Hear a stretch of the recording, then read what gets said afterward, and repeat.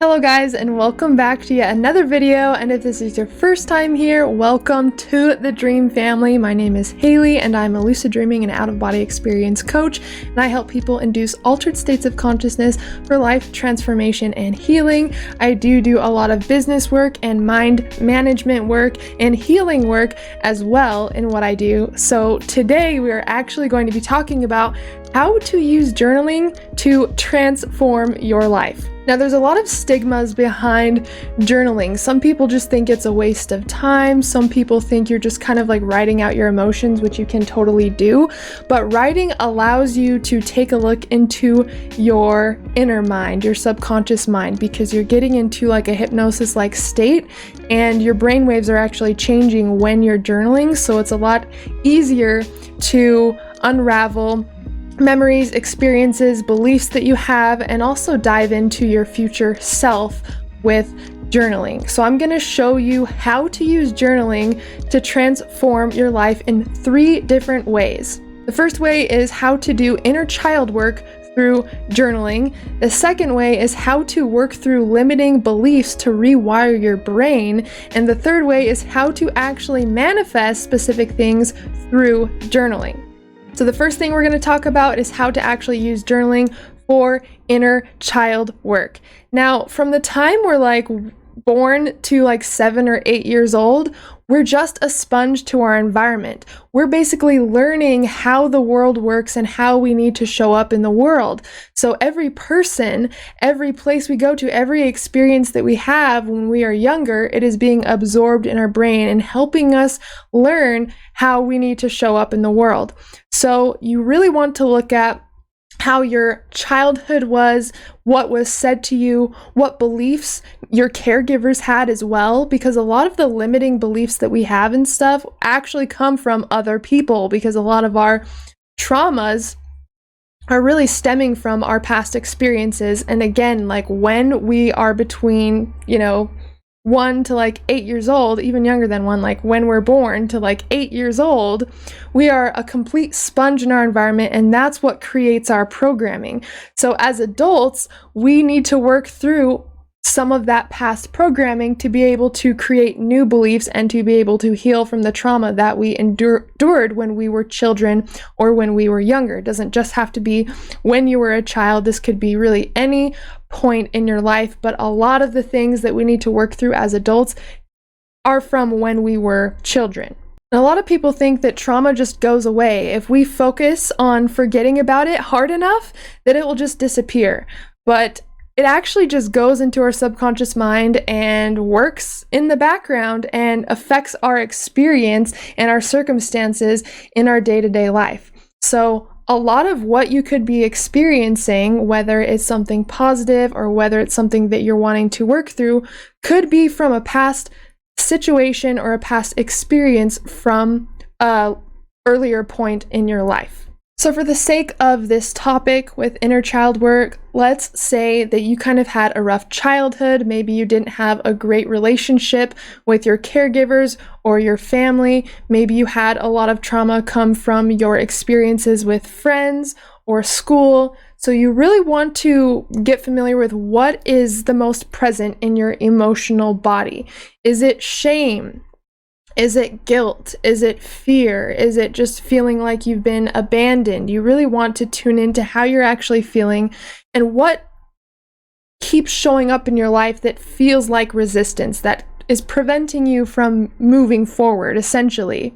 And again, this could even be in your business. Say that you're having a hard time excelling in your business because you don't believe that you're good enough, right? So it could be any sort of belief or roadblock that you're experiencing, and you want to kind of choose the most prominent one at first. So let's say that, you're starting your business or you're trying to do something new in your life, but you feel like you're not good enough to do that.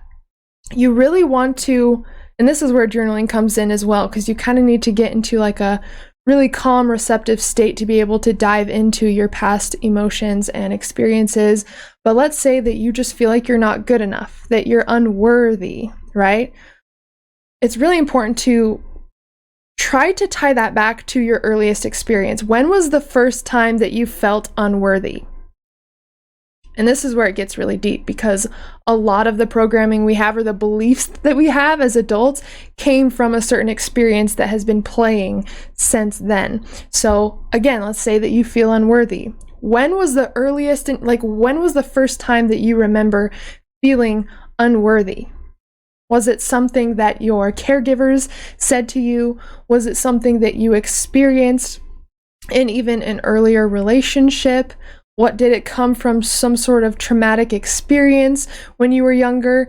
And the things that we remember is most likely what we have to dive into, because the only way for our brain to really save memory is by attaching an emotion to it. Think about all of the things that you remember from your life. There was some sort of emotion attached to it, right? Whether it was traumatic, whether it was one of the best times of your life, the memories that we have an emotion attached to them. So if you're trying to think about when was the first time you felt unworthy, but you can only think of one time and you're really trying to dig in and find another time, it's probably the time that you remember that has caused this trauma or this roadblock. So don't be hard on yourself if you can't dig up like all of these different memories of like when you felt unworthy. You just want to go with what comes up naturally. If we ask, if we're being receptive, if we're being open, our brain is going to show us what we're looking for, right? And so the first memories that come up about you feeling unworthy, let's just go with those. Just go with those. Now, the magic to inner child work is feeling what you felt like you weren't able to feel in the moment. A lot of the time as children, we have to suppress our emotions, like a lot of the time we don't even feel like we're in charge of our emotions, our bodies, our experience. And so we have to adapt to the people around us. So when we were little, if we went through something kind of traumatic, but we didn't feel like we could fully express it, then that means that we're going to suppress it, right? So in order to heal the suppression, we need to practice expression of those emotions. The feeling is the healing. You have to feel it in order to heal it, right? And that is how we can start to work through inner child work, is letting everything come up that we felt like we couldn't express at the time. So now let's say you got that memory, right, of feeling unworthy. You remember something that someone said to you or a situation when you were younger that made you feel unworthy. That's the farthest back memory that you can think of where you felt unworthy. Now, this is where the journal comes in. You want to write out that situation as detailed as you can, exactly what happened. Nobody is going to see this journal. You are totally safe to completely express yourself when you're doing this, and that is the most important part to this, is to be able to tell your story from your side. So you're going to write out the situation. You're going to write out the entire story. And I know that it can be painful sometimes to relive these past experiences, but keep in mind the healing is in the feeling. You have to feel it in order to heal it. So write out the entire story and how it made you feel, and really allow yourself to feel whatever is coming up. I had to do this a couple months ago with some family members, and I had to write out the entire situation, and it was really, really hard for me to relive it. And I didn't think that I was going to cry because I've gotten so used to it over the years. I'm like, oh, it doesn't even bother me. Totally fine. But I was actually denying how I actually felt. So when I actually started to write out the entire situation, not only did I realize how intense this trauma was, but I also realized how much emotion wasn't able to be expressed, which was creating suppression of those emotions. So I would write out the entire story and how you felt, and let yourself feel whatever is coming up. It has to come out somehow in order for us to heal that and be able to move forward from it. So anything that wants to come up, remember not to suppress it, because that is why it is there in the first place. And it's really important for you to feel safe during this, because in order to heal the inner child that didn't feel safe, we need to now create safety for ourselves as an adult. So this is an extreme method of self-care, doing this journaling and doing your inner child work.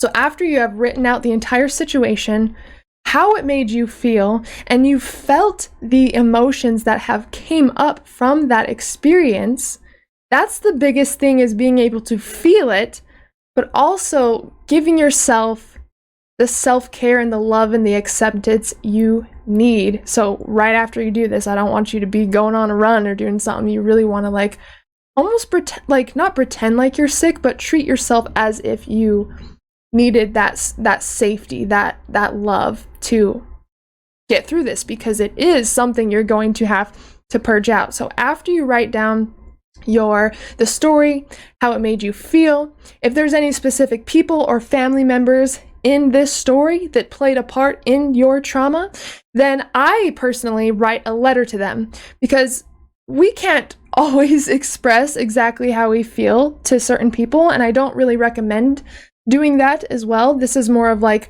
an inner practice. But of course, like my mother was also involved in some of these situations, and I did have to talk to her and tell her how I felt. But as far as all the inner work, that was for me to go through. So if there's any specific family members or friends or anyone that was involved in your trauma, you're going to write a letter to them, unfiltered. You're going to tell them exactly how you feel, what you wish would have happened, how this has affected you. Everything that is bottled up, you're going to put out on the paper, and you're going to emotionally feel it. Again, you're not going to force yourself to try to feel something. You're just going to be open and accepting of whatever needs to come up. And sometimes you'll feel like, oh, it's fine, it's not a big deal, until you start writing all of it down, and then you realize how much you actually did suppress, and how angry you are, or how sad or hurt you were, you know? So it's very important to make sure that you express this fully. And again, write a letter to that person. Again, they're not going to see it, but anyone that was involved, anything that you need to express, that is the biggest thing. So keep that in mind. Maybe you went through a traumatic experience that you weren't able to tell anybody, right?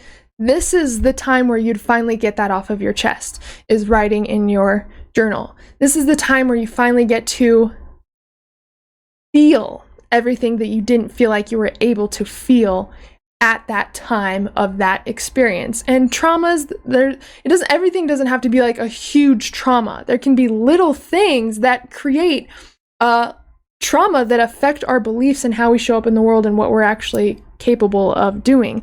So anything that you feel is relevant, anything that you feel could have played a role in what you're going through now, you want to write that on the paper, and you want to express your emotions and how you feel, particularly to anyone involved as well. So you can kind of play around with this and do what feels best, but that's what I'd recommend doing for that. And as well as letting yourself feel everything, like we've already said before. You can do like a rage ritual. I've done that, and it's basically where you let all of your anger out, everything that has been suppressed, and you'll actually feel so much better afterwards. So after I did my journaling of like the entire situation that I went through, I was like crying for like 4 hours, like as I was writing. It was like a whole day thing. And that's why I recommend letting yourself like rest for the rest of the day, take a nap, drink lots of water, because this is a lot of inner work, and something that is emotional at first, it can turn into like physical symptoms. Like after you do this, you're purging so much that you don't need anymore. You might get a headache, or you might not feel good for the rest of the day. So it's just good to take care of yourself after you do any kind of healing work at all. But as far as the rage ritual, I would just recommend like letting all of your anger out. For me, I will like use my pillows, and I will just like hit them against my bed, or I'll just punch pillows until I can't anymore.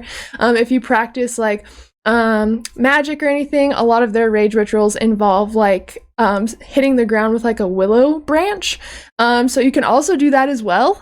Obviously, don't like completely destroy your house and break things. I definitely recommend like taking it out on like softer surfaces, especially so you don't hurt yourself. But it's that expression, right? Like that's where the healing is. It's about being aware of what happened, owning how you feel, and not feeling shame for how you feel. It's not your fault. So it's all about expression, self-acceptance, and feeling everything that wants to come up. If you're going to take anything away from inner child work, that's really what it is about, is revisiting those situations mentally as an adult. So now you can actually feel and heal what we needed to at the time, right? And so this will really, really, really, really help. And again, it's all about that expression. It's all about feeling, and it's all about becoming aware of what hurt you or what you went through and how it affected you, and loving yourself unconditionally throughout the entire process. So if you're doing inner child work, that's definitely what I'd recommend as far as journaling, and then how to further express your emotions to feel and heal everything through like a rage ritual or something like that. And also self-care is extremely important when doing self-work. So make yourself some tea, go get a massage, do some yoga, take a really nice hot bath, go in nature somewhere and just like read a book. Like these are just things that I like to do. Like maybe you have something completely different that you want to do for this that feels good, but that's why it's all about you. Inner child work is, it requires us to reparent our inner child. So keep in mind that even though you have grown up, your inner child still exists within you, which is why we still have that pain, that hurt, that suffering, and we can't forget about those past experiences, is because they've been left unhealed and unwitnessed, and we need to feel witnessed in order to heal. And so the journal is an extremely powerful way to kind of work through these things and reparent your inner child and treat yourself like you would if it was your younger self. For example, a lot of my inner child work, it is regarding when I was 7 years old. So I have to treat myself like I am my own parent now, because of course I had trauma that I need to heal and feel, but I also have to not self-abandon. And that means not letting people take advantage of you and not having weak boundaries.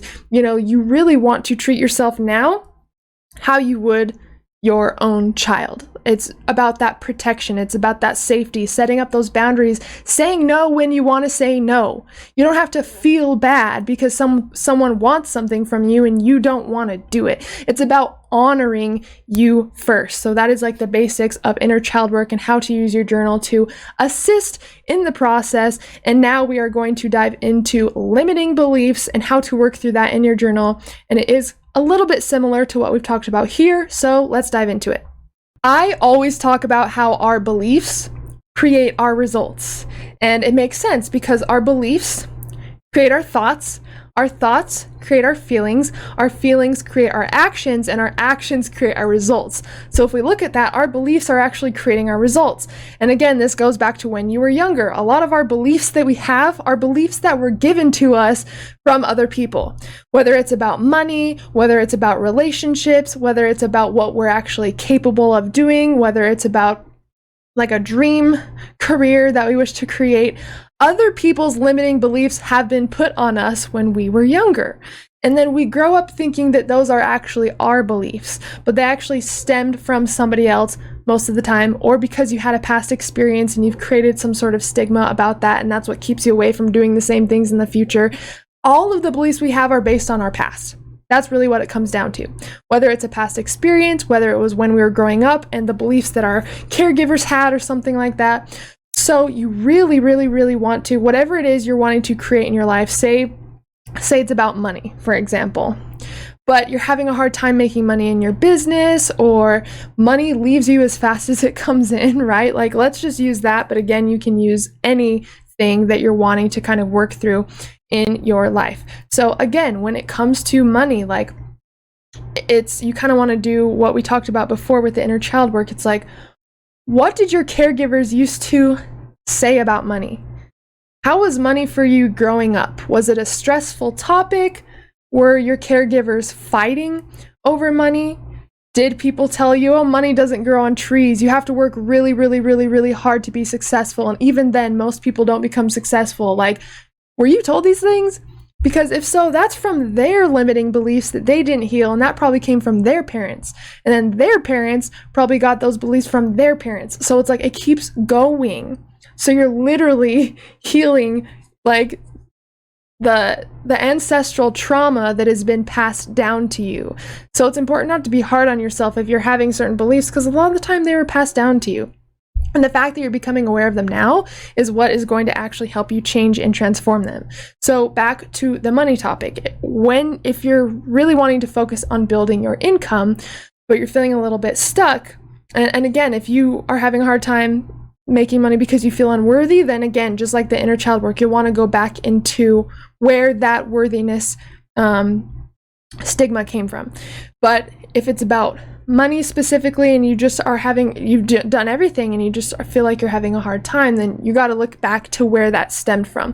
Your relationship, your caregiver's relationship with money when you were younger. Any situations that stood out to you when regarding when you were younger, like if you really wanted a toy at the store and your parents always said, or your caregivers always said, oh, we can't afford that, like that's not even a priority right now, we can't even pay our bills. And so now you've got this like fear around money, like, oh my gosh, money's never around when we need it. And that creates your belief as an adult, you see. So it's really important to trace back what beliefs were given to you regarding money, or what you experienced as a child regarding money. And then you're going to write out that story, right? So just like before with the inner child work, you're now going to write out the story of how money was treated in your household. If it was a very stressful situation, like it was definitely for me, we actually lost our house when we were little because my dad got scammed. And so that almost created the stigma of like money can leave as fast as it comes in, like don't trust people, it's like it starts to create all these stigmas that we carry into adults and don't even know where it came from. So really look at the past experiences that really pop up in your mind when you think about this topic.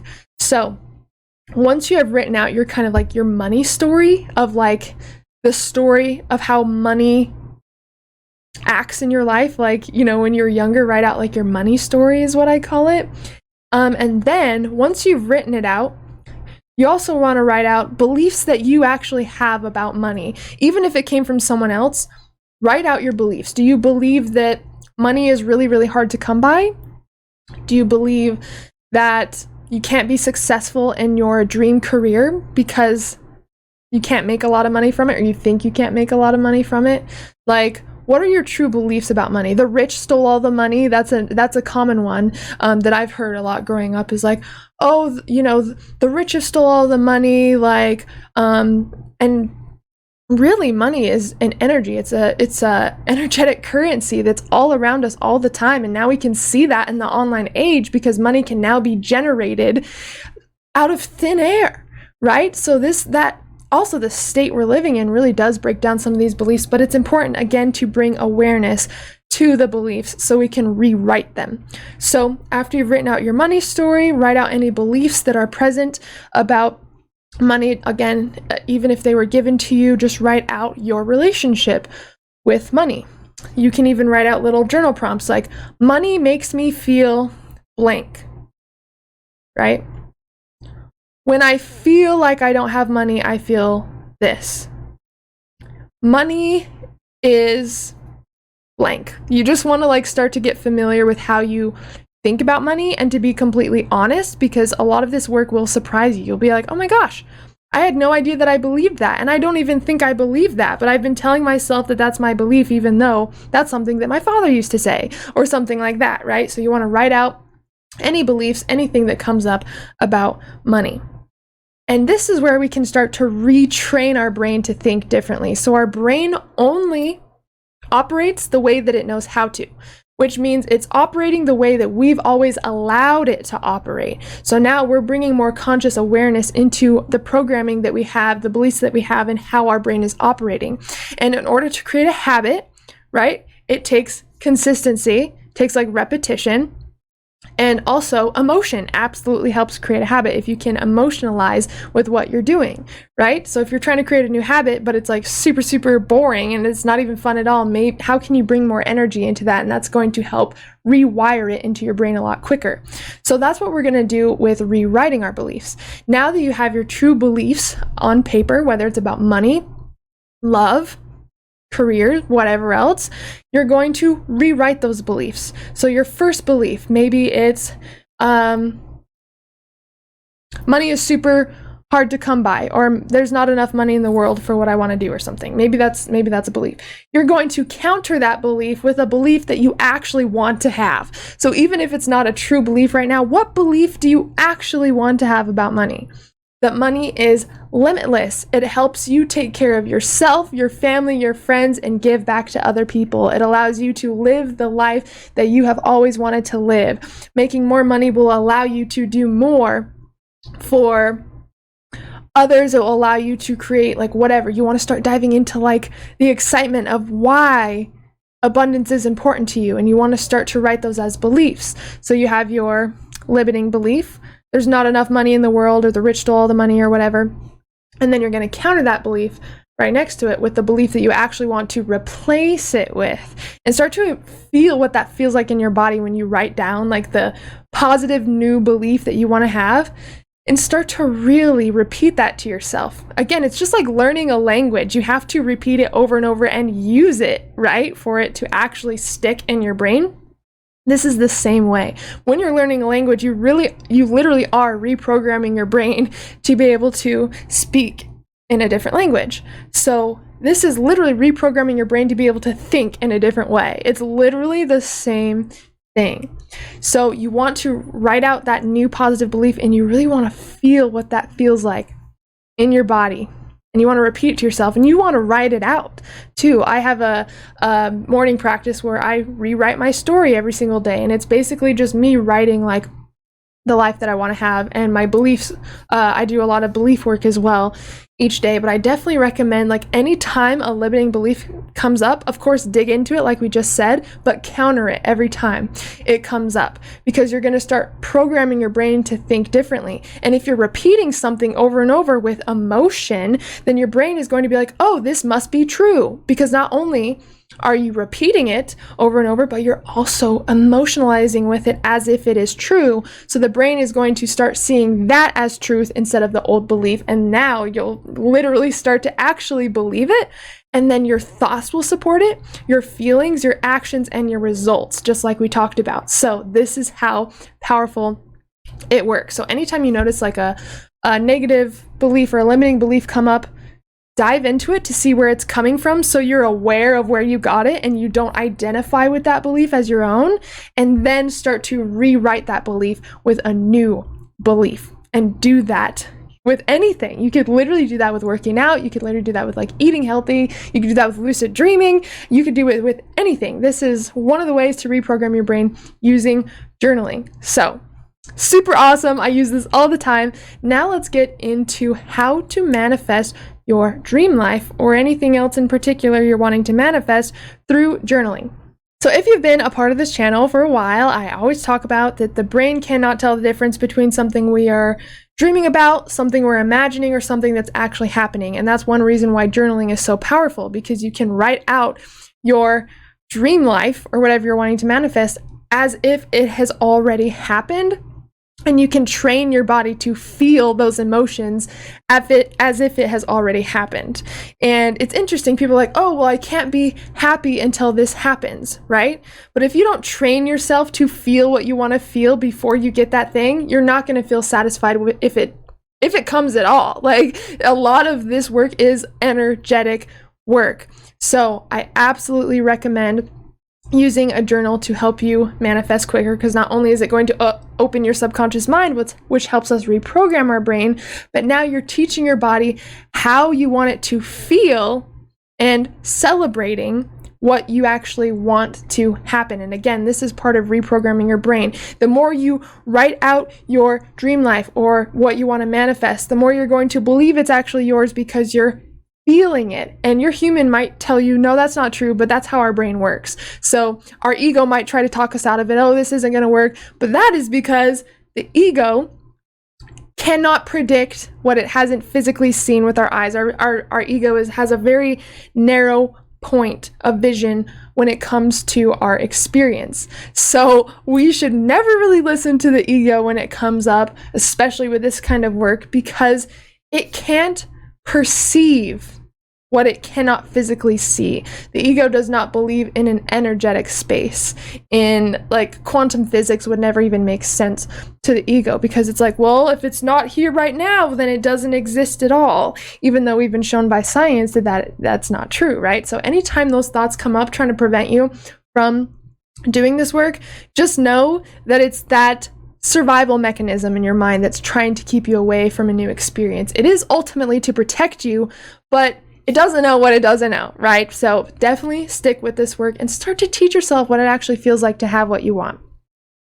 So when it comes to journaling to manifest, it's literally what we just said of already being in the energy of having it. You never want to say, I will have this, because all there is right now. There's no past, there's no future. There's only this moment in every single moment. So if you're always telling yourself, I will have this, then you will always be in the reality of not having it, right? Because when you say, I will have this, you're affirming that you don't have it yet.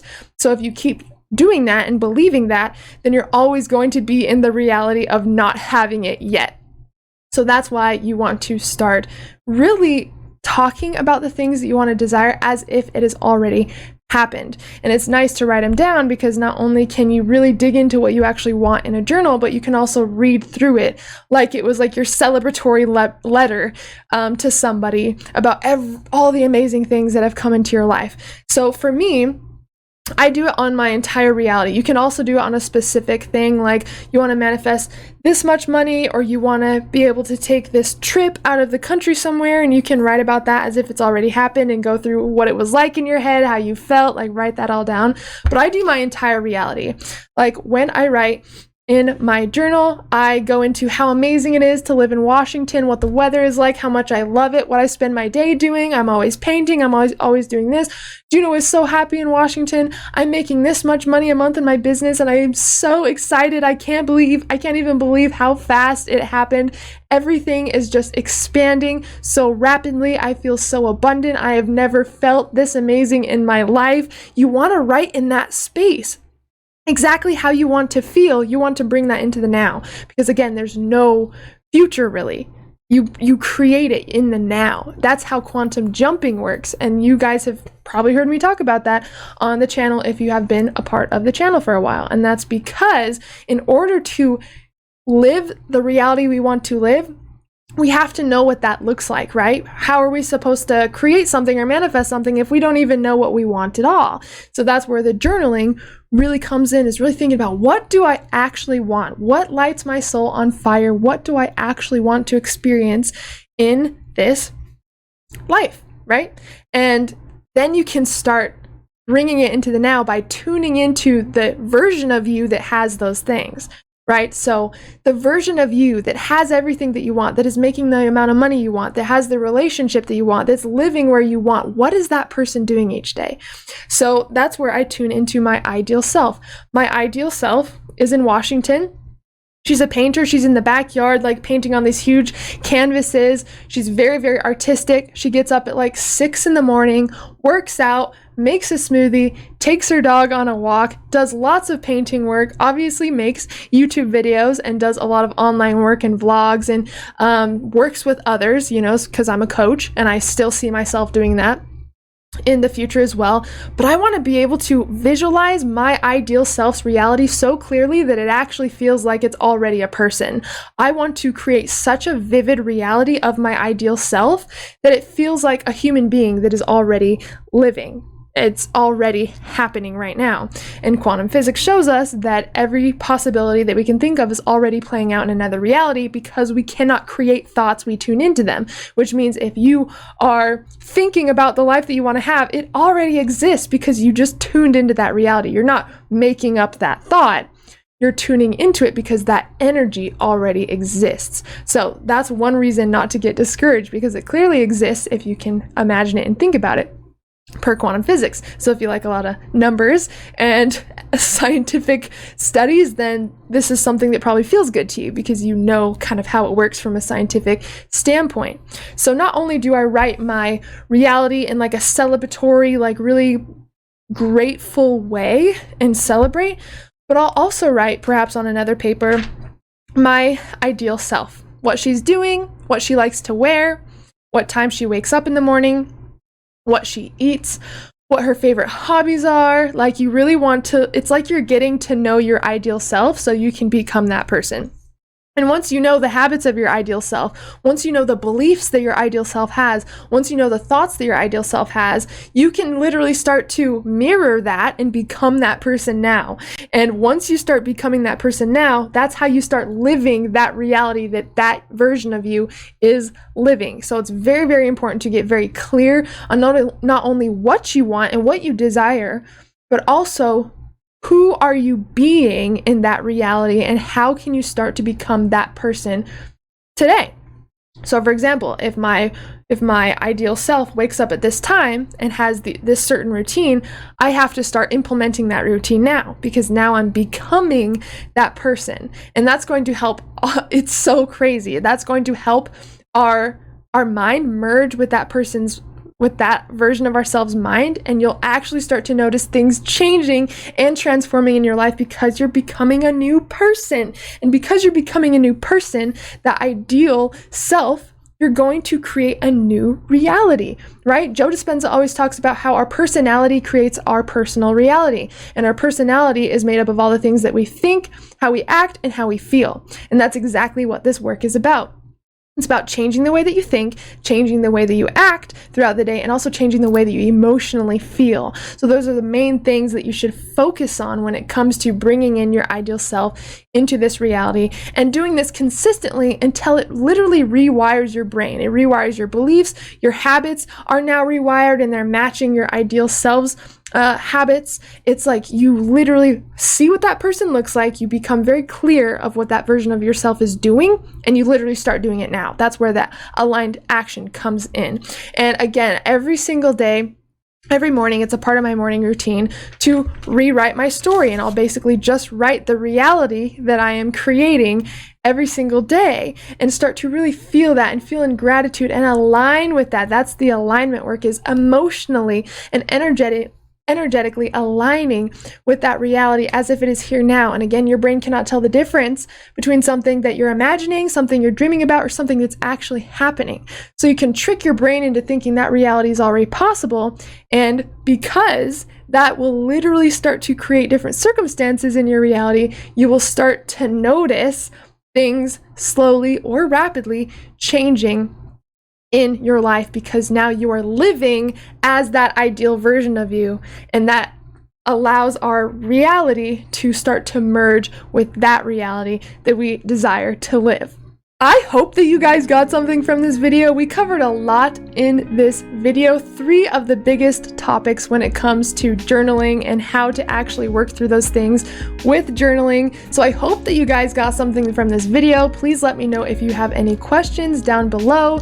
And if you are not subscribed to the channel and you like the content I create, make sure to subscribe so you don't miss out on any future content. And if you are interested in working together, I create online courses, I have mentorships, and I'm always doing like workshops or classes. So all of the links that you need will be in the description. And of course, if you have any questions, you can email me directly, and I would love to chat with you. All right, guys, thanks so much for tuning into this video. I love you all so much. And as always, I'm sending you endless love and endless lucidity.